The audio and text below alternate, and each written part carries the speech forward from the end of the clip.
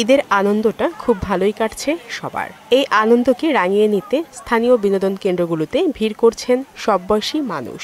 ক্ষেতলাল উপজেলার বিলের ঘাটে দর্শনার্থীদের উপচে পড়া ভিড়। একই সঙ্গে পাঁচবিবি উপজেলার পৌর পার্ক, আক্কেলপুরের হলহলি ব্রিজ ও কালাই উপজেলার নান্দাইল দিঘিতেও দর্শনার্থীর উপস্থিতি চোখে পড়ার মতো। ক্ষেতলাল উপজেলায় বিলের ঘাট নামে পরিচিত এই জায়গাটি বর্তমানে আমাদের উত্তরবঙ্গের একটি বিশেষ দর্শনীয় স্থান হয়ে উঠছে। আমাদের জয়পুরহাটে নির্দিষ্ট কোনো স্থান নাই ঘোরাঘুরি করার জন্য। আমরা অন্য জেলার উপর নির্ভরশীল অন্য জায়গায় যে আমরা ঘোরাঘুরি করি।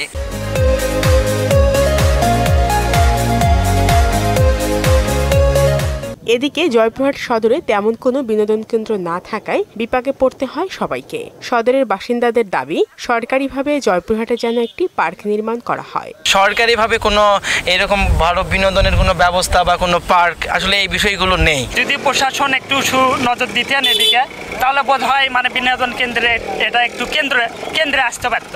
বিনোদন কেন্দ্রগুলোর সার্বিক নিরাপত্তা নিশ্চিত করতে কাজ করছে জেলা পুলিশ। দর্শনীয় যে স্থানগুলো আছে, মানুষ ঘুরতে যাবে, সেসব দর্শনীয় স্পটগুলোতে আমরা নিরাপত্তা নিশ্চিত করেছি। পাশাপাশি এখানে কোনো প্রকার যে হোন্ডা বা যে কোনো যানবাহন যেন যত্রতত্র ফুল স্পিডে যেন চলাফেরা করতে না পারে, সেজন্য আমরা চেকপোস্ট বসিয়েছি। দুর্ঘটনা এড়াতে যান চলাচল নিয়ন্ত্রণ করা হচ্ছে বলে জানালেন জেলা পুলিশ সুপার। শারমিন স্বর্ণা, মোহনা সংবাদ।